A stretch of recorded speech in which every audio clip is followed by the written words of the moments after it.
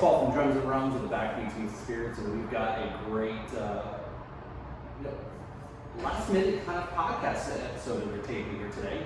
We were down here in Miami at Coral Gables, and we ran into our guest here yesterday at day one of the Miami Rum Renaissance Festival, and we're going to learn more about these guys here. And so, as I said, we started the festival off, and yesterday was a great first day of tasting and sampling and learning a lot about from the Western Indian rum distillery and the companies that they have, as well as the samplers, right? So, of course, talking rum in this episode, we also have a connection to renowned distiller and blender Don Pancho Fernandez, but we also have some stories about the Warped Tour too. Which we'll get into it. Yeah, I'm sure there's definitely some story. There's always a story, right? There's a story behind every bottle, right? So, let me introduce our guest of the podcast, Steve and Shamus of Rum Rats. How you guys doing? Very well, thank you. Thanks for having us. Yeah, so you guys are from Canada? Yes, sir. And you guys Morning. So from Canada. I'll pull this up for now. There you go. That's it. That's we got the intro. Yeah, there you go. We're good. I'll be sweating. I'll be sweating that. Woo! It's a little hot. Sweating out rum from last night, maybe. Does that basket a little funky?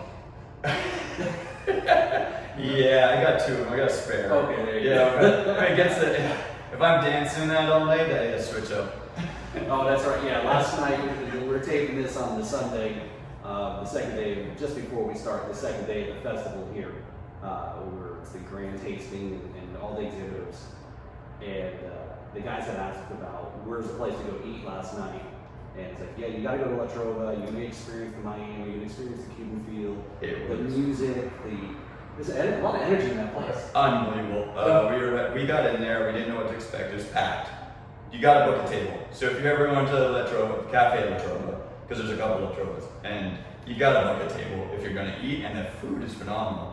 Luckily, we stuck it out, got a couple of drinks, we're just arm in arm, bar space opened up, and they just started feeding us appetizers.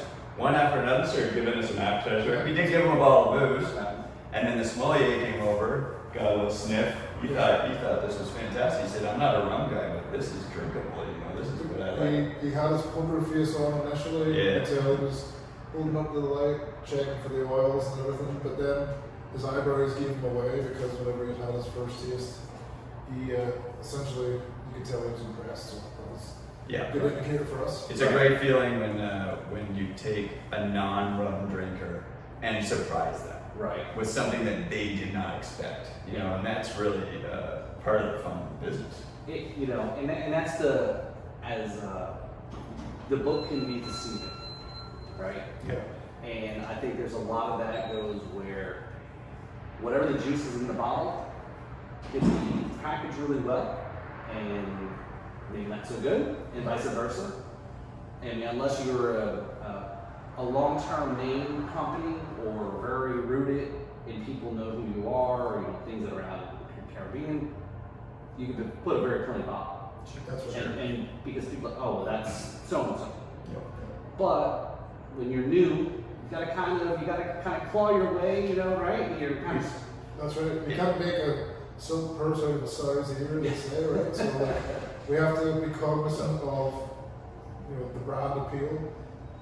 Don't judge a book by its cover and all that. So whenever you walk into the liquor store and like that's your first impression. Right. So for us, as we're essentially starting out, the brand, the rum is the cornerstone of our brand. Starting out with a good product. Juice first, Exactly. Juice forward thinking, and that came from where we got our lessons. We can segue right into that. Yeah, no, that's perfect, because that's what I was wondering. I was like, yeah, so, interesting name for a rum brand, and how did this all come about, right? Well, I mean, I don't think actually I didn't introduce the name, so that on me, as I introduced, Steve and Shamus, but so yes, Rum Rats, there we go. Yeah, yes. That we get the reference. Yeah. So, and also, Steven's Irish, by the way. He's an Irishman. So he's a Canadian, I'm the Canadian. Okay. He's the European leg here. Okay, Yeah. so we'll do subtitles later for the audio podcast. Closed captions. Closed captions, right. Global, translator. So the name, like honestly, I'm an 80s child. Born in 1979. Okay. You know, kind of grew up in that 80s era, and you know, that kind of skateboard, punk rock scene, really like that. But then you get back to the Rat Pack, and where my parents came from, and that kind of, you know, that it's not a negative connotation at all for us. It's positive, if anything, and you know, you kind of, and it's interesting, and we kind of rat sniffing out the good barrels. So you can imagine we're out there, we're kind of ratting it out, sniffing around, finding the good stuff. So when you're in the aging room and you're with like Carlos Esquivel from Pilsen, and he's knocking on barrels and you're sucking out juice, and you're kind of sniffing around because it's tight in there too. It's like you know, it's neat, and I just thought it was a good name. I think we all really agree. It's different. And then there's the chemistry side of it too, like Yeah. you know, the lab rat aspect of it, with the science behind the rum, you know, because like obviously it's age-old traditions, but there's recipes and there's the right way and the wrong way to go about it. So from we're kind of lab rats ourselves on the experimental side, you know, tasting all these different things, and seeing what we like and what we don't like, because that's what it comes down to at the end of the day. Like everybody's got a broad array of tastes and things like that. So for us, we're very pleased with the taste of the rum, and we look forward to you trying it as well here for the first time. Yeah, I haven't tried it yet, so this is a full first impression. And ready for it. Yeah. so, Steve, because you've got a science background, so you're like Dr. Nafario. Well, it depends. Like, you know, it's I've always had an interest in science since I was knee high to nothing, and like for me, you know, science, chemistry, and even into my day job. Okay. I have a strong science background. I have a Bachelor of Science with honors as one of my degrees as well. So like it's definitely been something that I can apply to this to a degree, and it's something that in terms of the curiosity, it's, you know, I always say every day is a school day. Like there's not a day you don't learn something new. Right. So coming into rum, like I'm essentially coming in eyes wide open as well. Being Irish, I traditionally was like a whiskey drinker. Swore off rum in my teenage years for over imbibing a couple of times, but having met Shamus and tried the rum, it really actually turned me right around. So now I'm all in on the rum. Yeah, and I had my dad on last year during Father's Day episode, right? And you know, it's one of those got a chance to sit down, and like I was saying earlier, you know, he's from Scotland, and it was a chance to ask some questions, and of course he's like, well, I don't play the drums, but I drink rum. And I'm like, okay, well, fair enough, right? And he talked about in the UK, and again, it goes back to the history of all the movies, the pirates, and you know, the Royal Navy, is how rum was super big, and then it kind of went away, and then you know, taste changed, right? So right now, I think rum is definitely in an upswing here, and so Surpassed whiskey sales in England. wow. UK jump, sorry. Okay. Yeah, I'll get that straight. Sorry. Okay. Yeah, don't quote me on any of these things. Just kind of what's being out there. Yeah, the naval rum history is really cool. Like getting like what they get, like quarter rum a day, 3 square meals a day. Your daily tot. Your daily tots and stuff. Oh wow. I mean, how much was it exactly? Am I on that? I think. Am I on that diet right now? Yeah, close to it. But the interesting thing about it as well, because as we all know, back those days, like cleanliness was not next to godliness, like in some pretty horrific conditions, seaward voyages and stuff like that. So having something that you can use to sterilize as well, it probably saw a longevity of those sealers inadvertently killing the germs whenever they were drinking. After a visit to port. That's quite well. Other things. You go to port, there's other things you might, get sick from. But anyway. So yeah, so scurvy cure was scurvy cure, but maybe syphilis. Well, Hey, cut that one out. Yeah, there you go. This podcast is brought to you by Johnson & Johnson. The new Johnson & Johnson. Right. Brought to you by Rum the Sterilizer. Dr. Rum. Authorized by the CDC. Yeah. Not yet. So you've got, okay, so the name, all right, makes sense. Yeah. But, how did it come about, right? Okay, well, We gotta get a little more history. Yeah, no, Okay. fine, yeah. So I spent 18 years off and on. Well, basically 18 years straight and a little bit more. So roughly half my life. I'm 42 and I spent half my life in Latin America. Nicaragua, I started businesses there, ran some businesses, met our other business partner, who was my neighbor actually in Nicaragua. And he's just another smart dude doing good things, and he's a big rum drinker. And we just saw an opportunity of like, hey, we've got all this energy, we're still young, why don't we do something we love? Like, what do we want to do? We were thinking about, we had a surf and fishing charter boat after COVID and a bit of a revolution in Nicaragua. We were like, okay, well, I need a job and I want to do something I love, you know. So over a lot of rum, we're like looking at it going, this is really good rum. And Canada, where I'm from, really needs it. I feel like the rum's all good. I'm not going to slag anything. I'm just saying there's room for expansion. I don't know if you agree. Rum brands in general in Canada is pretty nice. Well, it's just $5, or like, you know, and some people import some good stuff. There's some great importers, some really good taste selection, but it's not broadly known. And we just felt like I've been drinking rum now since I moved to Nicaragua. And, Florida Caña was kind of a great brand there, but there's like other good brands, there's Panchos and all these kind of things. And there's a very, very unique rum culture there. They're very, I like all Latin American countries. They all think their rum's the best, but they're all really good. They're all amazing. So we decided to start this rum company, and not being able to kind of establish a business in Nicaragua at the time, we started searching out, and that's where we found Pilsa and Carlos Esquivel. I call him Don Carlos, it's an endearing term, he's the Don. He's the guy who actually gave me my master class. So basically after conversation after conversation with Carlos, I'm really learning about how the rum is done, how the kind of history of where they're going with. He's the partner of Don Pancho in the Pilsa distillery out of Panama.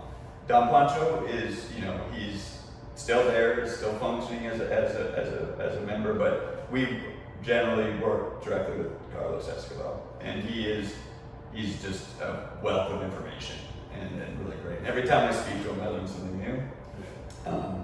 So yeah, when we get into the rum, I'll tell you about it. Yeah. We do that.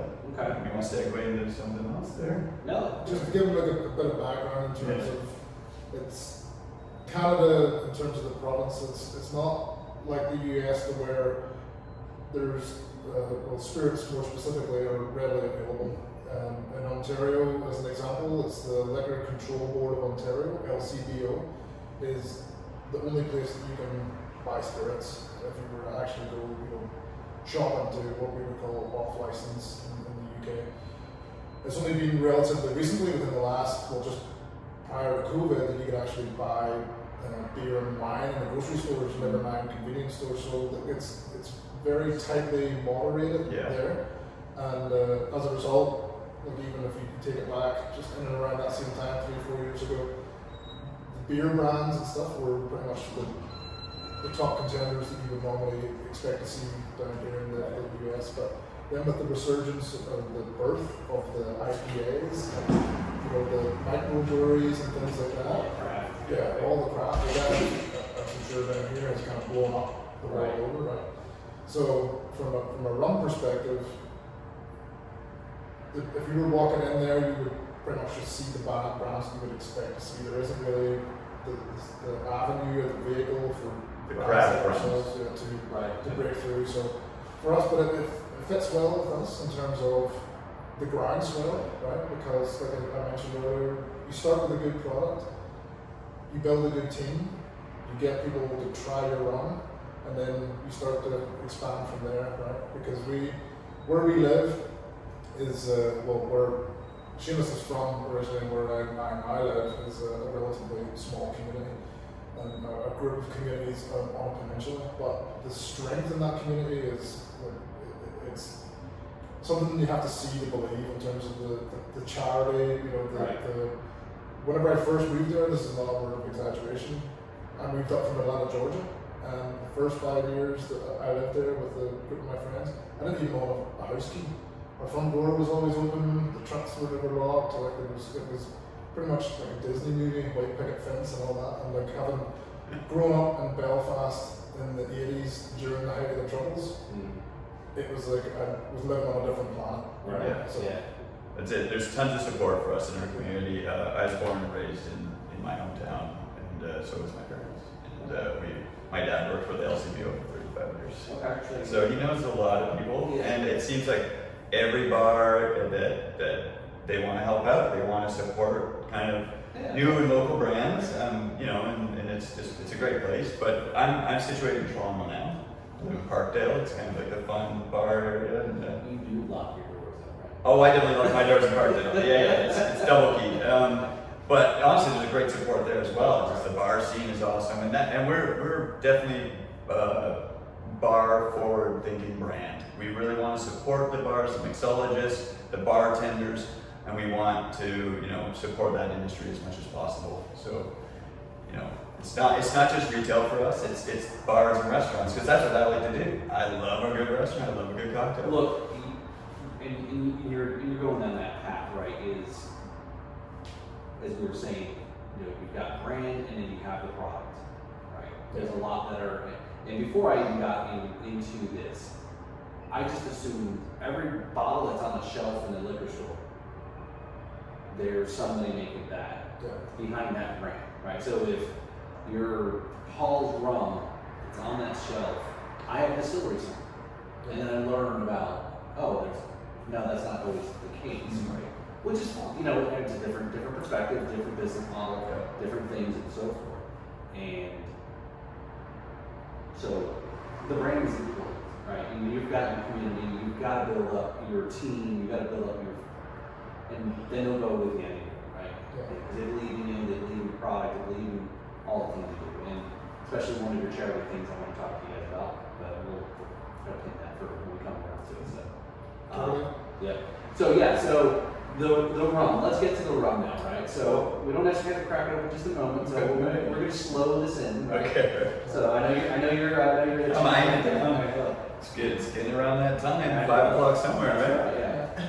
So the rum. So now you're in Central America. You've met your partner, right? Jason Gardner. And you have this idea, and like a lot of people that have the ideas when they're in the Caribbean, right? It'd be great, to have our own rum drink, but you guys actually did it. So, okay, now the two of you have got this idea now. It's it's reaching out and really getting the time and having someone like Don Carlos Esquivel take it serious. Right. He gets to choose.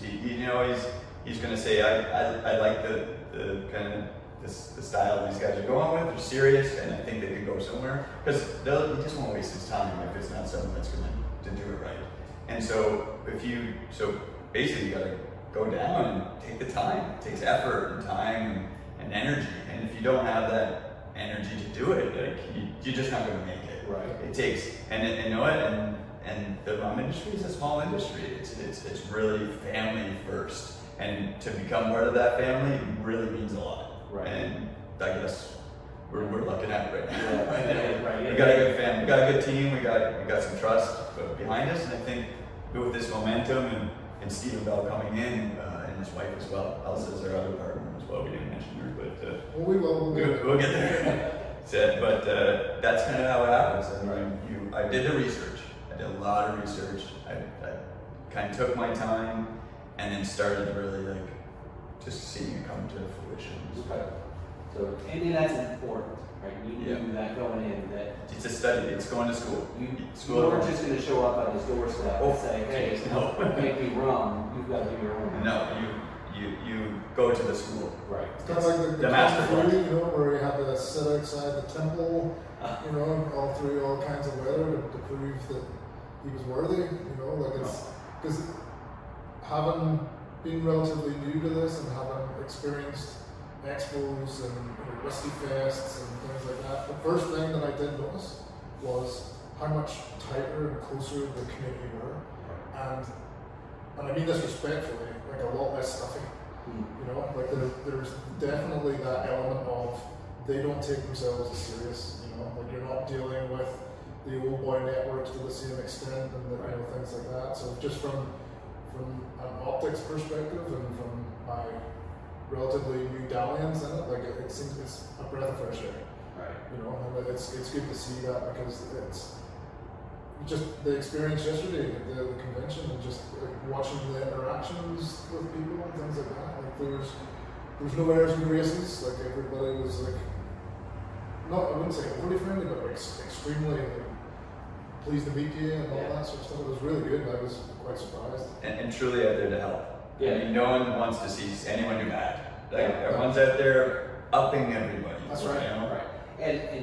And I know there's other stories that I've had people share on the podcast where similarly they started out and you know it didn't go over very well with the communities, but then they asked for help. Said, well, how do I make this? And asked for input and took it, and then people said, all right, well, you are serious about this. Right? You took our feedback and input, and yeah, I mean, this whole thing is, as they say, right?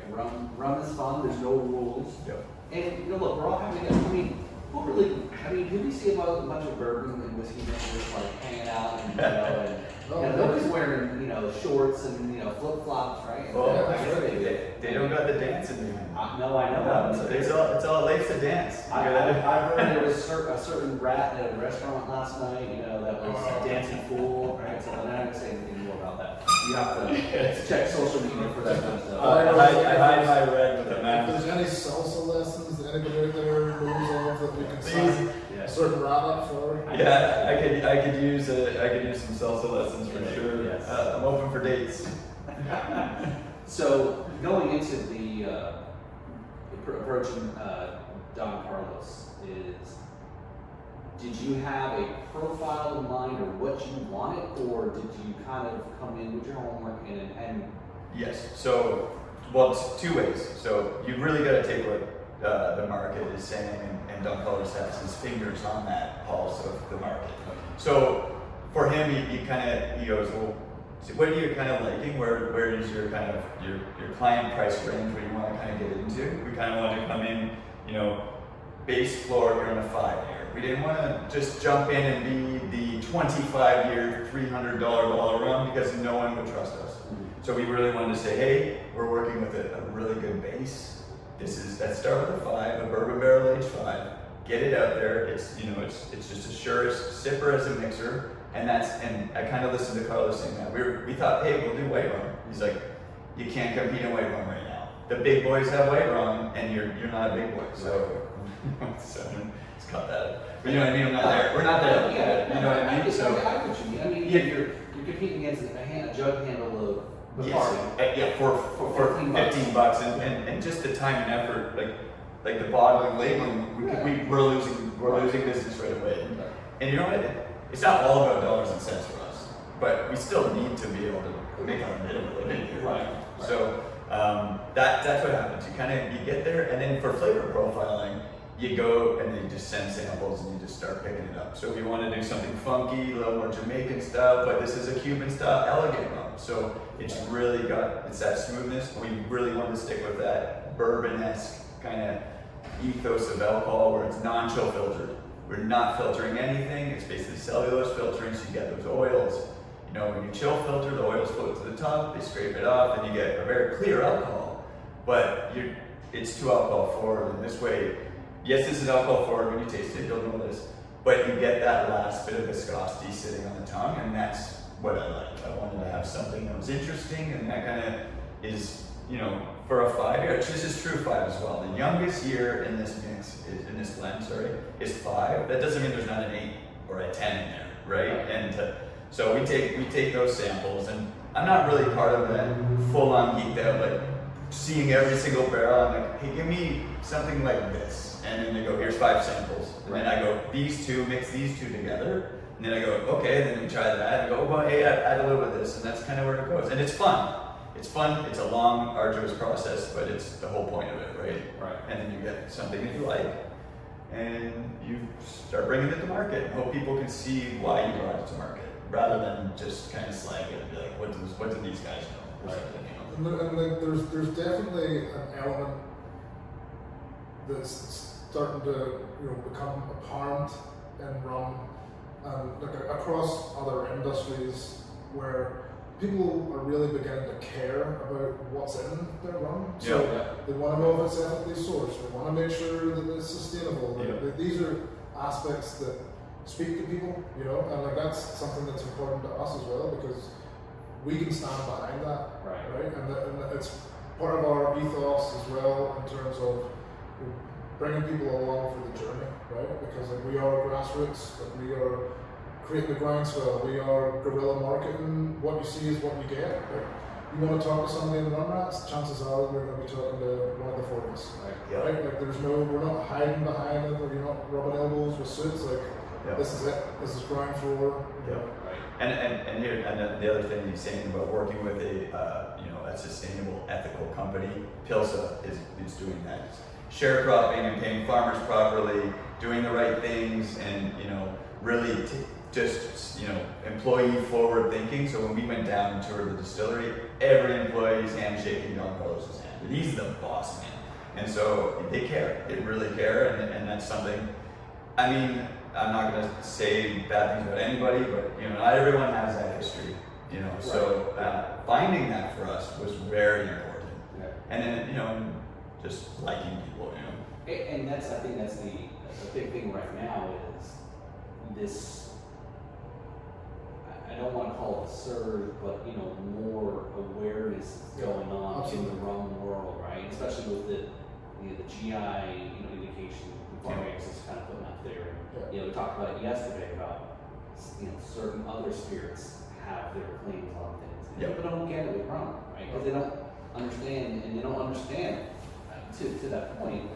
Most people don't even realize that how much of a difference in rums on the different islands. That's right. Even yesterday finding out, it honestly can make such a differentiate to the flavour, what direction the wind's blowing. Like stuff like that, and like in terms of the region and where this is made and things like that, it's not just that awareness, but it's people's curiosity. They're actually willing to ask a couple of points past that. They're not just taking it at face value. They're just to say, I don't care because I'm just going to be mixing it with Coke or whatever. Like they actually, and when they do find out these little additional bits of information, you're actually more invested in it as well.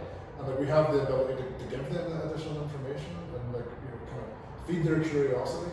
And then that combined whenever they taste it, like it tends to be quite a surprise.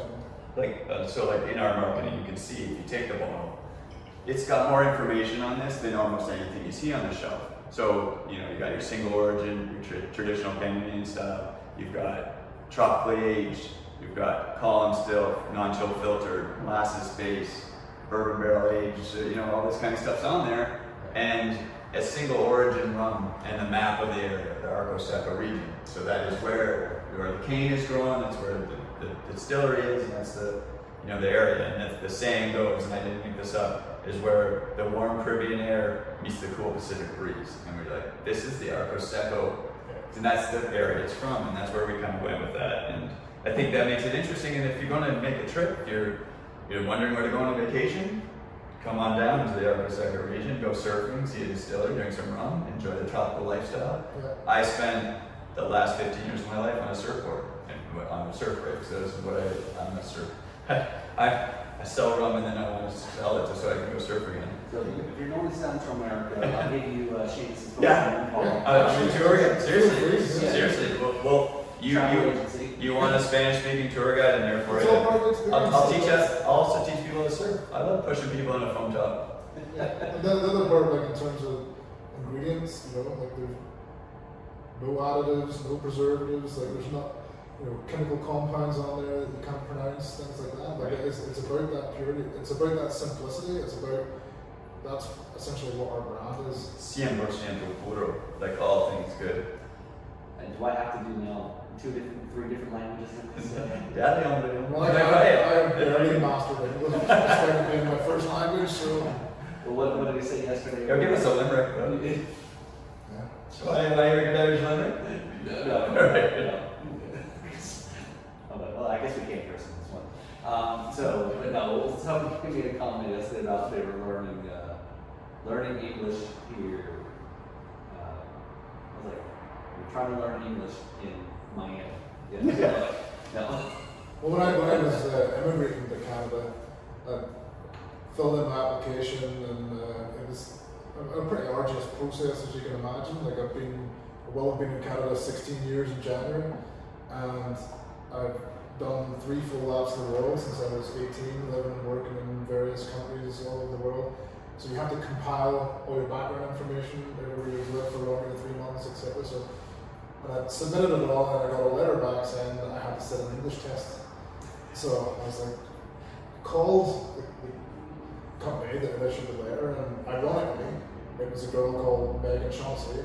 When I spoke to her, she had a Northern Irish accent, and I recognized the accent because it's about 10 minutes away from where I grew up. So I said, what's going on here? Obviously I can speak English, and she said, like, don't take offense to it, it's just a requirement and everything. So when I told my friends back home that was my mistake, that I told them that I had to sign English. They always said I, found that certificate in the back of the cereal box, or printed it myself, or whatever. Well, it's not like they thought you would have a like Brad Pitt's accent in Snatch. Don't even start me. We're gonna talk on that. He likes dags. In our defense, for everybody out there that's from Northern Ireland, arguably the most difficult accent to mimic, because it's got so many louts and all that sort of stuff, and you don't know whether you're drinking or anything like that. So, ironically, I get easier to understand the more rum I ingest. So, I understand more the more rum I ingest. There we go. Yeah. So maybe that's a good segue then. Yeah, that's it. Let's get Paul. So made in bourbon barrels. So let's get all the key parts here. So Heaven Hills Distillery, bourbon company, sustainable as well. So I guess every tree that they cut down to make a American oak barrel, they plant X amount of trees. So it's pretty neat. Very distinguished bourbon company. So the barrels get shipped down, and then we're doing a column still, Cuban style column still for the base. It comes off still roughly. Don't start quoting me on all this stuff, but it's been a while, about 96%. Really good white rum though. Like I've had it right off the still warm, and I could drink it. It's smooth, right? And so I think that's what Carlos is always saying. He's like, base first, and then we can do whatever we want with barrels. We can bring in Irish whiskey barrels, we can bring in sherry, we can do anything we want. Base first, and that's where Don Pancho really comes in. It's his expertise of 50 years of rum making. Between the two, that's 50 years of experience. Dude, no one can compete. I mean, it's the best of the best. Right. And we have a cask strength too. Oh yeah, we have a cask strength we gave to the Burrs from the show. So if he's got to kick it around, you might be able to get a taste. Yeah, there may be one wing that's way to you here. Yeah. Up to Canada, since like you've got relatives in Toronto, I believe. We'll ship one down. Don't worry. I think they're coming down for Thanksgiving, so we'll talk. We'll talk about it. Yeah, we'll just say it's coming. I was like, I got family up there, so. So then it's like I said, the youngest here in this blend is 5. Okay. Aged in the tropics, clearly in the aging room. It's you walk in there, you can't have any flash photography, you can't have anything lit. You walk in, you start sweating rum. It's beautiful.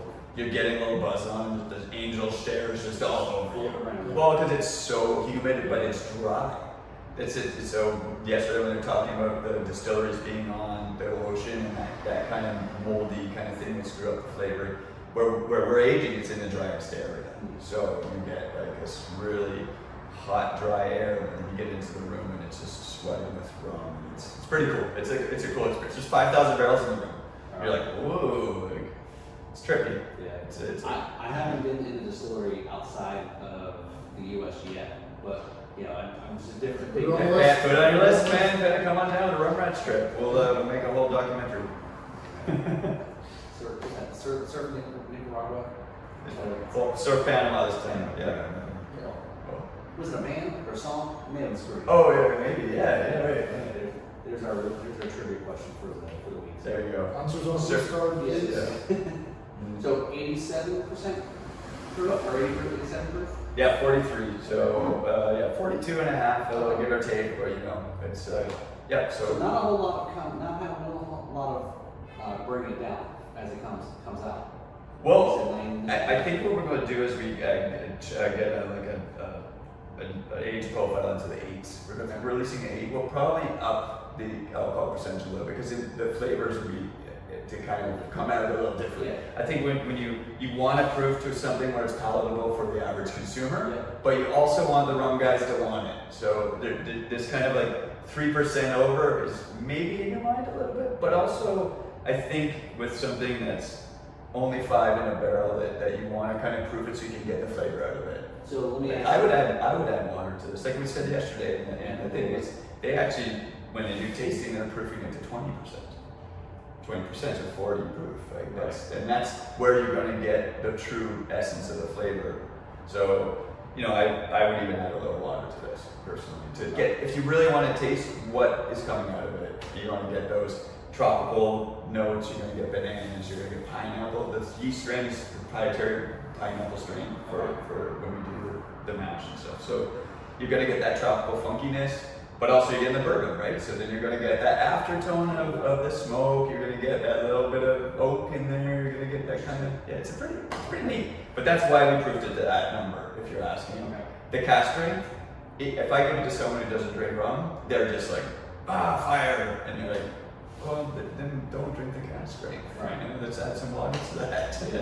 whiskey and bourbons aren't typically proofed even that high. Right. I think we're good. In Canada, it's 40%, so 80 proof is the go-to. A lot of good whiskeys right now are doing into the 50s. Like if you're gonna buy like $100 bottle of whiskey, it's probably gonna be 53, 54%. Okay.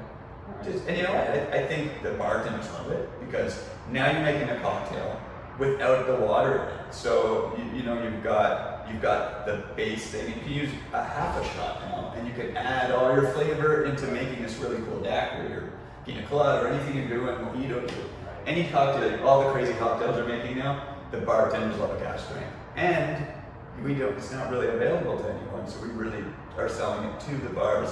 We're usually giving a bar a gift of this, saying, hey, advertise this, people can come in and you'll be the one that has it. That's a bar support that we kind of pull. So what was it? Let's step back here. So the time frame here when we first reached out to I'm 5 years into this. Okay. Yeah, so just really starting at 2017-ish. Yeah, 2017, 2018, Okay. really focusing on it, to getting a kind of the idea into fruition, and kind of getting kind of finances together.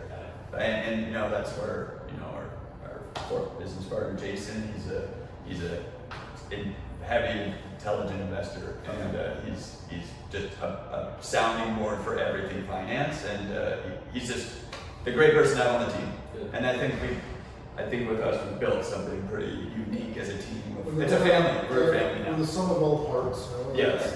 What we call achieving success together, right? The thing about it is being our focus, that it's a passion project too, right? And that's the differentiator.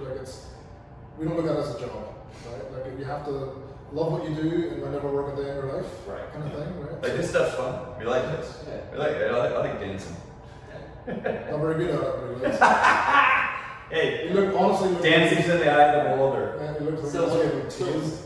Steve, when you're telling me this, if he's not good, and we just talk about the sum of all parts, that means you're the good That's dancer. exactly right. That's exactly what I was saying. We're gonna see. We're In the ring, bro. It's in, Just ask my wife.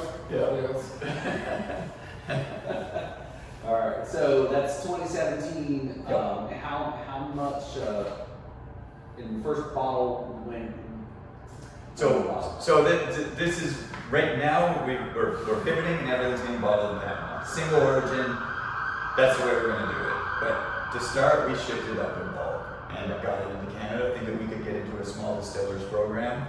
But since we didn't touch the rum and it wasn't made in Canada, the LCBO, we were like, nope. And so we basically were sitting on 5 pallets of rum, going, well, I guess our new job is marketing and distributing this 5 pallets, but we're almost done. And it worked out well for us. We've got lots of support and licensees. And so you're going to see the next thing is a label kind of revamp and a new bottle. And we're going to be bottling all in Panama. And I'm sure the whole pandemic, the bottling, Yeah. inventory, and Yeah, Well, we go ahead. you know, we mentioned earlier on, like out of the pandemic, obviously terrible time, but in Ontario specifically because they're so stringent on the rules. A lot of people were suffering in terms of small businesses, restaurants, all that sort of stuff. So they had to pivot, as they say, and look at aspects of how they could make it easier for purveyors to get their brand out there. So they have what I call DTC, direct to customer. Yep. So Shamus can explain how to set up the website, things like that, because that was a directional change. Yeah, so you need a license, and it's strict. So it took roughly a year and a half to get my AGCO license. So with that, I can actually, and my smart server, I can sell direct to consumer. So you can actually buy it through our bottling distillery in Canada from their site, and it goes through their distiller's license. And then I'm an AGCO rep, so I can then sell it to you on the street, or I'm on the street, but I'm on the bar, or wherever, or you know. And so as long as it goes through those channels, it's now open. So it's better for, like, it was not, you could never sell alcohol to someone private before the pandemic. So out of the pandemic, we got that out of it. I mean, so it helped us. But that said, we really are focusing on shipping directly from Panama now. Right. And now with shipping costs, like we kind of just dodged a bullet on that. It went 8x during COVID. I'm not sure if you do this, but you know, one shipping container could be 5,000 US, and then it jumped to 18,000 and even into the 20s. That means that one has to be $100. You know what I mean? So it's a tough go. You know, again, I think that's, as you said, just because there's a lot of it, you know, brands that have the longevity and history and story, you know, or if you were just actually the person making the product yourself and selling it, you know, it's, at the end of the day, it's still a business, right? You wouldn't be doing something that you're losing money on, right? Yeah. And there's sometimes there's many stories of that, right? There's somebody's got a great product, but just unfortunately doesn't happen. That's right. And the other aspect to that, which fits into our identity, is that our approach is that we're all inclusive. We're trying to be all encompassing. Like people that haven't or never considered even tasting rum, like I actively have been encouraging people to drink it neat as opposed to with. So like we're seeing like a much broader demographic be interested in this, you know, because like they see us as the new kids in town, whatever, and their curiosity is piqued, right? So as they would assume like a well-established company or something like that they is kind of, you know, not blind to them, but they see us being out there beating Part of the Rat Pack. Yeah. You know, everyone can have his little rat in them. Here's a funny, just like part of it. Imagine him in Ireland at an Irish whiskey conference with a bottle of rum in his hand, giving us samples. Yeah. Sorry for everybody that got upset, but I went This home. made it out alive. Well, yeah, again, different story, different time. Yeah. Maybe off camera, but I went home April of this year because my two sisters still live in Ireland, and my nephew and niece, and I haven't seen them since COVID. And obviously my school friends and family, cousins and stuff that I hadn't seen in a long time. And I went back and I brought a few bottles of rum because I've got quite a few friends in the industry, you know, bar owners, everything in between, and I was quite excited for them to try it. So, unbeknownst to me, there had been a lot of work put into Belfast Whiskey Week. So there was conventions and conferences, and there was, you know, pairings and restaurants and all this sort of stuff. And I rocked up with a couple of bottles under my arm, and I literally got looked at, you know, kind of, what are you doing showing up to Whiskey Week with rum? I was like, just hear me out, like this was not planned, like I'm really not trying to upset the apple cart, just try it. So invariably I'd line up a few, and they would entertain me, essentially, they would be like, oh, shut you up. So I would pour some out, and then invariably they would try it, and I'm like, You got it. it's good, it's good. Yeah. It's good. I can't argue. And I was like, sorry, that's all I wanted. I don't need it, you know, any more PR than that. Right. Like, it's good. I went like a friend of mine is a tattoos, and I was having a 10-hour session on my back, and he has a small startup whiskey that he's been very successful with. And I was like, I just want your opinion. That's all I want. I'm not expecting anything more, anything less. Same story. Went out before the start of the session, poured him, he's like, that's good. You know, so that's how we need to run the right thing, like when we're getting that kind of feedback, and we can't really get better than that. So. Right. If you can turn whiskey bourbon drinkers, and if that shows that respect to. Well, that's This isn't what I thought rum is. Yeah. Right. That's exactly it. Well, that's exactly what I said in the questionnaire. He's like, what are you doing in this business? Well, part of the fun of the business is actually changing minds and hearts. And like people, you know, people are strict drinkers to their specific alcohols, and it's hard. Like, I'm a gin drinker, I'm a gin drinker, I'm a vodka drinker, and rum is just, it's hard sell on some people. But when you get something that actually has a bourbon profile like this, they go, oh wow, this is dry, this is sippable, this is something I've never seen before. I didn't know rum could be this way. Right. It's not sugary. No, and that's the thing everyone jumps to. Oh, I don't like rum, it's sweet. I'm sure you need to try this rum. Right. Yeah. And then invariably, like, you know, you do see people that if they take the time to approach it, you know, usually the funny part is specifically females say, I don't like rum. I said, okay, you know, if you're just willing to give us a shot, no pun intended, and try it, and like invariably, they're like, actually, that's really good. I wasn't expecting it to be good, so. Let's talk of this rum. All right. So we're gonna go ahead and crack this open then. Yeah. This is my old mic or. Oh, I'll set the mic Okay, down. there you go. Let him do You it. do the crowd. Oh, you did pop. You Okay. all will do my half. And you'll be Yeah, fine. there you go.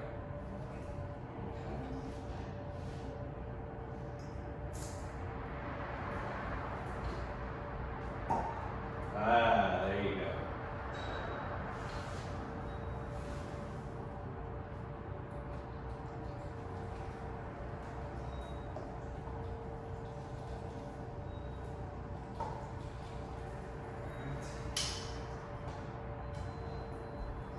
All right. Be honest now, you won't hurt her feelings. Yep.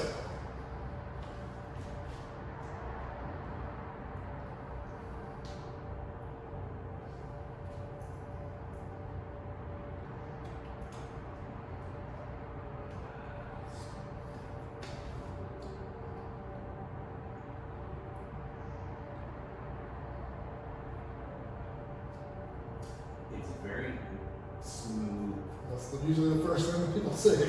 and even just just hold up front. Yep. It's not Doesn't get you here. right. Yeah, I didn't feel it there. It is alcohol forward, and we know that. Right. But that after. Now I'm getting the bourbon Yeah. and the barrels on the back, right? You get the sweetness initially, and you get a little bit of that. That bit you get those bananas and those tropical coconuts and bananas and that pineapple, because that's the yeast strain right off the nose and in the mouth, and then that bourbon hits you in the back. Bourbon bye-bye. And now on the second taste, now it's kind of cool. Now oh yeah, I can definitely see this being. Almost a little bit floral by the second. Yeah.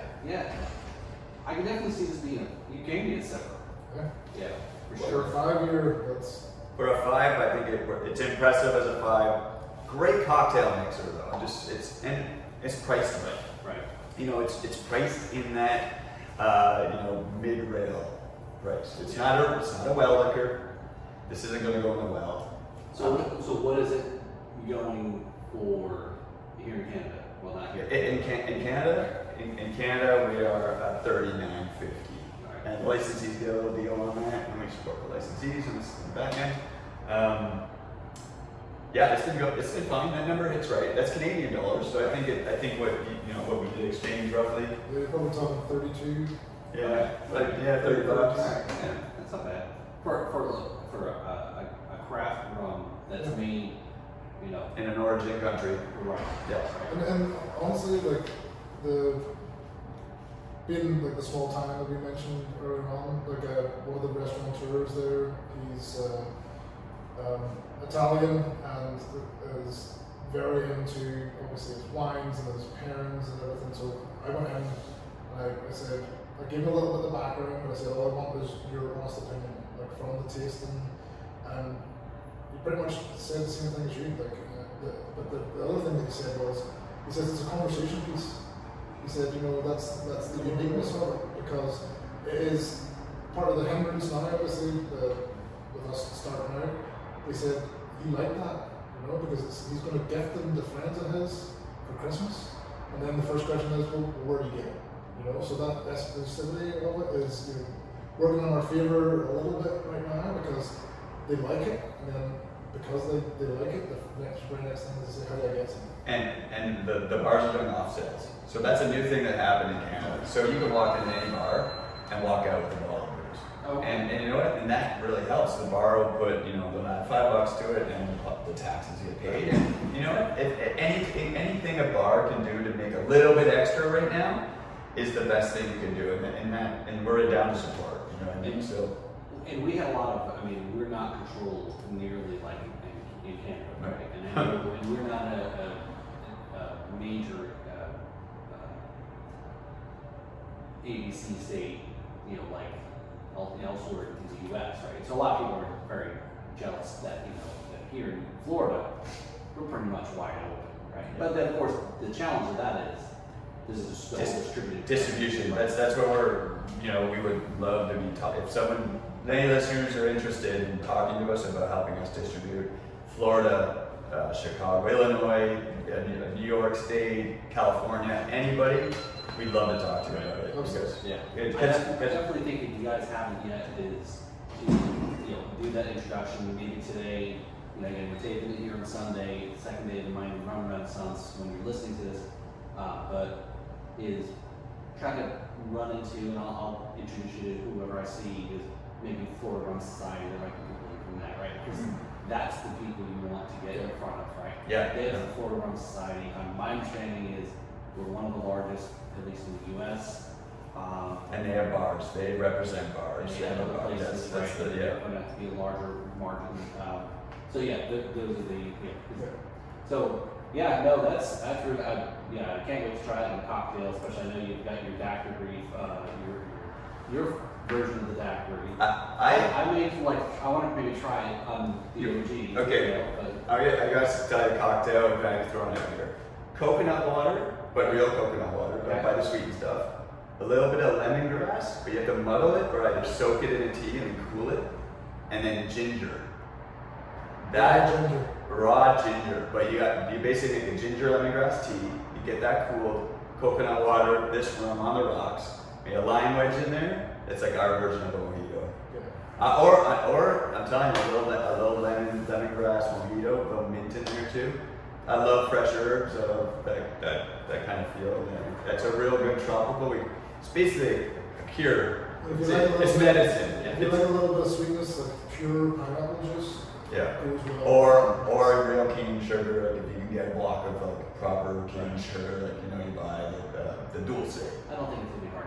Yeah. Just scrape a little bit of dulce in there, muddle it down, and yeah.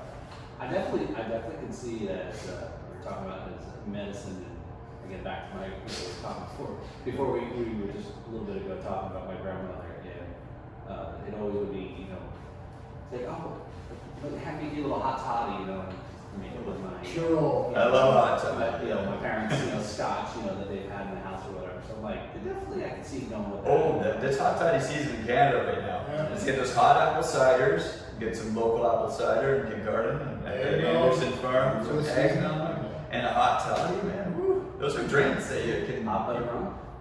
It's all good. There's a local bar down, and the owner's mother made a rum cake out of this. Wonderful. I was like, I could sell this. There you go. Well, I'm not in the rum cake business. Look, Yeah. our hot toddy and season doesn't really start till January, so we've got still. Like I said, we're in the 80s, you know, low to mid 80s right now, and it's not usually, we don't get the actual cold until January, and then it's like maybe a month and a half, 2, and then we're back to our normal. So, well, You know what the fun part of this is every bar that has our rum makes their own drink out of it. and they have their like Their own signature drink. And we actually go around. We actually brought a videographer out, and we film those drinks and support those bars. And you can kind of do a bar hop and just try a different drink every time. And I It's think fun. that's a big thing. You know, a lot of the newer and younger brands that are coming out is seems like you get it is you've got us, you have a product, and I know that it's a lot of effort, especially a lot of brands, micro and craft, and is right a few people behind the product, right? So they've got to do the sales, they got to go do the tastings at the liquor store, they got to pound the cake. Yeah. But and also too, what it sounds like you guys are doing is you've got to support the ecosystem, right? It's the whole Yeah. thing, right? And it's a community. Right, is without this doesn't survive, and this doesn't Yep. survive, right? You know, without the product, it gets sold, and then And there's just a ton of support out there. I mean, even our licensees in Toronto, we have a lot of support there. Really cool, like kind of like what you think would be dive bars from the outside. You get in there and they look like movie sets. I'm just thinking like Communist Daughter, 222, like Skyline, all these fun places in Parkdale. I mean, it's really cool. I love it. Like Little Sisters, that's a great one. I'm not sure if you know Robin from Rum Royale. He's a big rum dude. He's got great cocktails. It's insane. And he's got probably one of the best rum collections ever. Like it's the ones that have their own identity, like they're not chains, they're not right. like, because it's the real people. Like, Yep. You get to meet the owners and the people that work there and everything like that. And- That's the community aspect that really appeals. And to us. generally these owners are actually bartending now. Like the owner's always there because it's hit hard, right? And but they're into it. They're really into it. Well, if anything, the bar rescue show, TV show shows you is the owner has to be into. Yes. So why don't you- I can't imagine. Like, yeah, if you're on that show, you probably shouldn't be in the bar industry. But the other thing, like whenever they see us, we're not trying to make a quota. We're not rocking up in our suits and everything like that. Yeah. For forcing people to buy X from No, us. we have that personal relationship with those people, right? Like they're the ones that will be, if they need us to restock or anything like that, we'll literally be calling our cell phones, and it's that personable piece that is important to us. Yeah. It's kind of like I said about the podcast, right? Come on and Enjoy some rum. exactly. We Have a appreciate conversation. it. Yeah, thanks for having us. Hopefully you don't have to put the closed captions on, because the other funny thing Oh, about it. yeah, we're not done yet. I was No, we're segueing. Segue. Yeah, segue. So segue here. So who's the drummer? I grew up with a drum set. I wouldn't say I'm a drummer because I didn't drum in a band. Okay. I can keep a beat. Okay. I can do Just it. come down so they can keep the Yeah. Was that Claude last night throwing you off?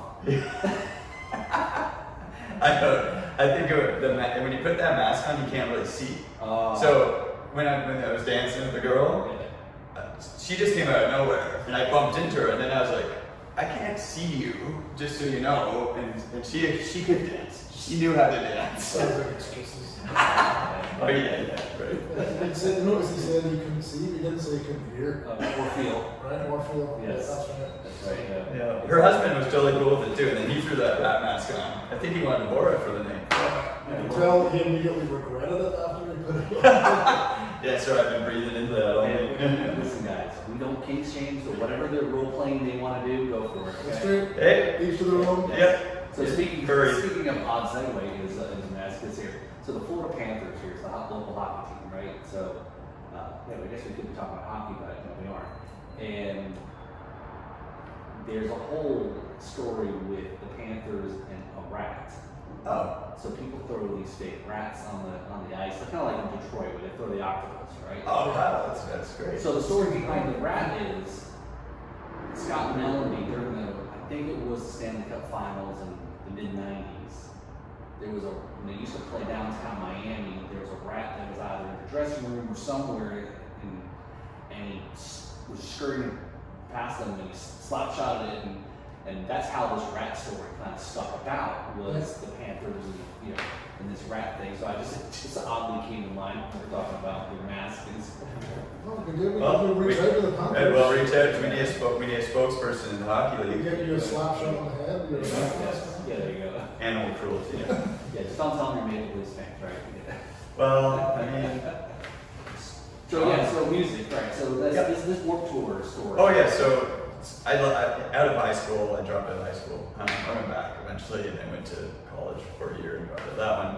But I took my college fund and bought a camera, and I ended up touring. I was making skateboard videos, snowboard videos, kind of having fun with that kind of scene, and I luckily met the manager of Sum 41, and they hired me to tour around with them for almost 3 years, maybe a little bit more. We ended up doing warp tours and hanging out with all the bands and rubbing elbows with all the fun people. It's a great time. So that's another community. That music scene, that warp tour scene in the 2000s was a community. Like we would go to like people's houses and then afterwards at some of the band's house, and you know, we'd like end up at Fat Mike's house in San Francisco and hanging out all night. And, you know, Byron for Pennywise hanging out in gym, and like we're like, dude, this is a really cool, really supportive scene. That punk rock scene was like everyone just helping everyone out. There was no animosity, and it was fun. It was a really fun time. Unfortunately, you know, cell phones all got better cameras than I could have, and everyone turned into a videographer. Yeah. So my camera was $5,000. Right. The iPhone films in 5K now, about 100 times better than my $5,000 camera in 2000. So basically, everyone became a better videographer than me. Not necessarily. So maybe the quality, the video might be quality, but usually it's going to be a whole lot of video that you're watching is like. Oh yeah. Well, stabilization. Two hints when you're filming. Look at the horizon, keep it straight, and do not zoom as much as you think. Just stop zooming in and out. Yeah, just film, walk up, that's just secrets of the trade. So welcome to Shamus' TED Talk on No. You can watch my Instagram still. Actually, you're doing most of the filming. Yeah, I'm doing the dancing, man. I know. I guess I'm talented now. No, I didn't know what I was doing. I just know that what really bugs me when I watch videos is exactly that. Yeah. Filming during an earthquake type. Well, usually when you're at a concert and you've been drinking, you know, that's a little hard to get. I think the camera's got a little bit better at stabilization, but. Yeah, we did a lot of, we were partying back in the day. We did a lot of drinking. Yeah. We were in a wash pit relatively recently. Yeah, we were. Just making sure we still had it. Oh, okay. Yeah. Smooth plowing my way to the. Yeah, you know, I'm 150 pounds soaking wet, so we were in the Idols pit, and without him, I probably wouldn't have made it out. So this Oldest guy in the pit, though. So this wasn't like an episode of Canadian version of the Grown Ups Adam Sandler movie, was it? Right? See, you still got it. Yeah. Well, we're not. Myself, but anyway. Yeah, I'm not like Steve Buscemi hanging upside down on the swing and not dropping, just hit it. Yeah. Well, maybe close to that. I was getting pushed around the pit by a bunch of 20-year-olds. So. Yeah, I was like, I'm out of my element. Okay, boomer. No, I don't like it. I'm a Gen Xer, so. You know what? I'm totally happy standing in the back and you know while enjoying the show now. It's a different. Yeah, but you know that energy's there, and you know it's kind of fun. You know? No, and that's what well, at least what our podcast and show is all about, right? I know it's, as I've mentioned many times, the name I had the name first, and it just stuck, and it's what do I want to do with it, and it finally clicked with through the podcast, and then talking with Rob Bird, he says it's like milkshakes and hand grenades, drums and runs. They don't seem to go together, except for they rhyme, but it works. No, and drumming's the backbone of all good bands. So you know what I mean. And rum is the backbone of all good liquor. And good times. Yeah, exactly. And good times. The backbone of good times. The vacation. Right. Yeah. So yes, can you enjoy music without alcohol? Certainly. Right. So I know people do actually. You know, not everybody drinks, right? But for whatever the reasons, and that's actually one of the challenges with trying to have some drummers on who are recovery, and it's like I could never get Ringo Starr on the show because he never pays attention, but he's also recovered. A couple other drummers, but anyway. But you know, but you're always going to have most of the time you're having a good time, and this is what I try not to be negative. I try to be very much positive. I try to be right. We're having a great time, which we're doing right now. Yep. And well, I'm sure tonight and today we'll be a fun night. We'll run into each other, and the same thing about the music part. Yeah. Right. They're supposed to hand in hand. Well, I think especially where a lot of the rum is made is in the Caribbean. Yeah. Very the drum forward kind of music. That's shaking those hips. That's what I gotta learn. Anyone want to give me some lessons? I'm in. Please, we'll Oh yeah, Yeah. I might have to get some hips Is first. this an appeal video? Can you change string bean to dance? Please send your Donations to Donation. GoFundMe page. I think with the alcohol is everything in moderation. We really preach that. You have an AGOC license and your smart cert. You need to know body weight indexes and you know what someone can handle. And I think drinking in moderation can be healthy enough. But it's when you get overboard. And I think if you're ever a rock star one time in your life, it's no moderation. It's a party every night and 1,000 people want to party with you. Everyone's got the drugs, they got the alcohol, they got the girls, they got the cars, and there's nothing moderate about that. So when you've lived a 10-year or 20-year rock star lifestyle, yeah, you pretty much have to be in recovery from everything, not just alcohol, but just the lifestyle. And I think that's respectable. That's fine. This is their journey, right? I'm just on a different journey. Yeah. Not a rock star.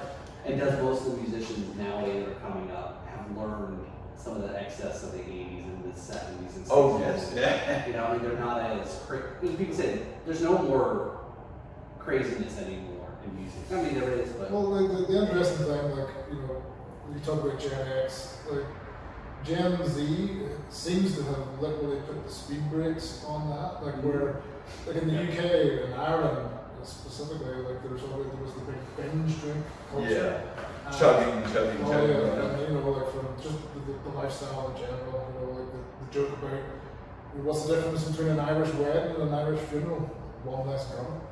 So there's the culture that they grow up with. See, but the Gen Z, to my points earlier on, they're more petty. They're not just going to go walk. They're going to spend the extra $10 on a good ball of booze they have on the shelf for 2 weeks and enjoy it properly and know that it's not an additive value forward. And also, they're into psychedelics. There's a psychedelic movement happening, and everyone's expanding their mind because everyone seems a little bit fucked up in this pandemic. You can't wrap your head around it. It's supposed to be a non-swearing podcast. Oh, sorry. Beep. This is Sunday at church here, Church of Rum. We'll just cut that out. You beat that. Yeah. But the Gen Z specifically, because from being involved in this and trying to go the right way, we talked about the product. As soon as they find out that we're not a group of folk, brewing in our bathtub type, where the taste speaks for itself. That's again appeals to the Gen Z because you have that authenticity, you have that heritage. They're the ones that are willing to do that a little bit more research, right? So I think everyone wants to travel too, and that's what we're offering. If you can't afford to travel, or you've got work and stuff, you can kind of get a travel in a bottle. You can kind of experience Panama, and you want to experience, Nicaragua, Costa Rica. You want to experience, Haiti. You want to experience anywhere, Barbados. You have every style of those rums on your shelf, and you can kind of travel through the flavor of rum. And that's why we want to stick with a single origin release, because we want to bring the Panama to your shelf. Rum passport. There you go. You guys, another name. Maybe call this one podcast Rum Passport. The ideas are flowing. That's it. Once you open that bottle. Yeah. All right, so you guys ready for the rapid fire segment here? Did you know about that? No. Tell us about it. You just learned about me yesterday, so you have no context of what you got in these results that actually lead to you. No. All right, so this is what we do is we hit up all the guests with a rapid fire questions. First thing that comes to mind. Don't overthink it, and it's called in 4 sips or less. Okay. Now, if this was a drum podcast, we do call it in 4 beats or less, but I'll see you guys in the drums. All right. So since there's 2 guests here, we will go with both of you to answer these questions. So number 1, in 4 sips or less, neat or on ice? Neat.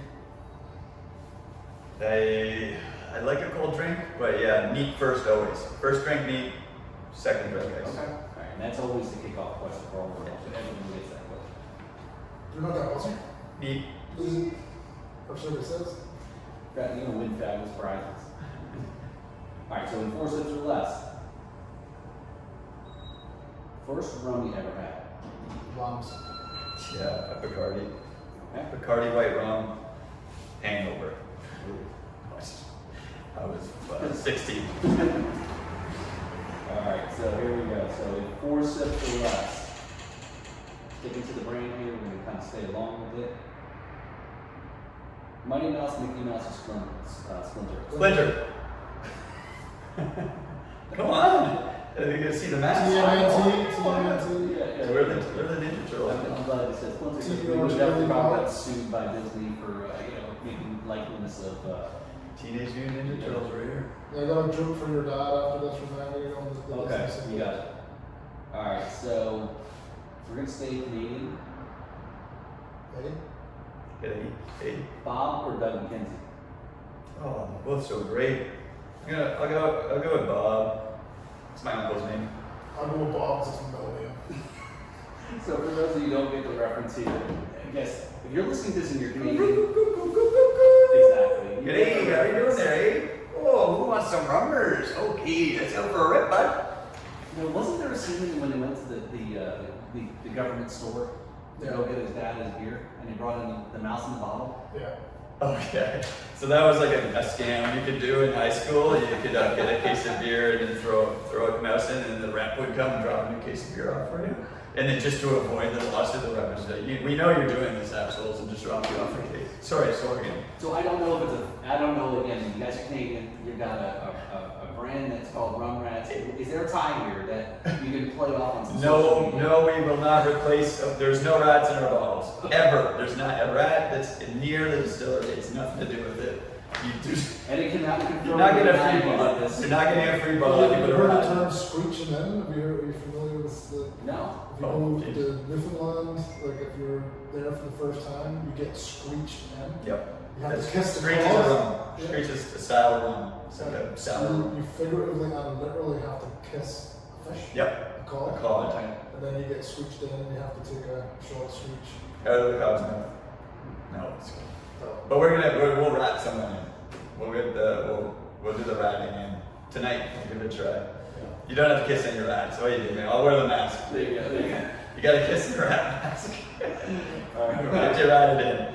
Alright, well, I appreciate you guys, so definitely thank you. Now, I know, like I said, I didn't come prepared because we weren't planning on this, but I'm definitely glad we talked about a little bit of guerrilla marketing, guerrilla style. Again, if you have to get out there and claw against the big things to kind of make some recognition, it's kind of a little bit, I just travel with my stuff with me whenever I may run into somebody. I'm glad I did because I get a chance to meet you guys, get to sit down here, learn more about Rum Rats, the story, about you guys.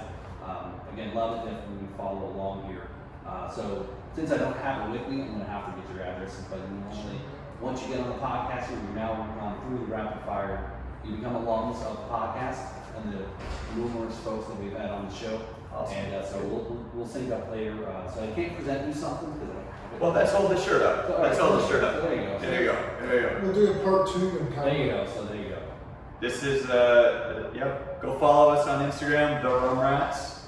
Tag it. I'm throwing t-shirts around. Ask me for one, we'll send it to you. All right, there you go. Anything rum oriented. They're out there on social medias. Just follow us and we'll reach out. We're always available. All right. So final wrap up here. I know you just kind of did it there, but The plug. the plug. what do you want everybody to do? What do you want to hit? Well, we're not trying to follow in anybody's footsteps. We're just trying to forge our own path here. We're a small company that we're trying to put our best foot forward here. We want the rum to speak for itself. We want to be personable. We want to be genuine. We want to have a good time. So We want to be young, dumb, and full of rum. Neither dumb nor responsibly. Responsibly. No binge drinking, kids. Don't drink and drive. We do not condone Is that that. the thing we're going to put on this podcast? Young, dumb, and full of rum?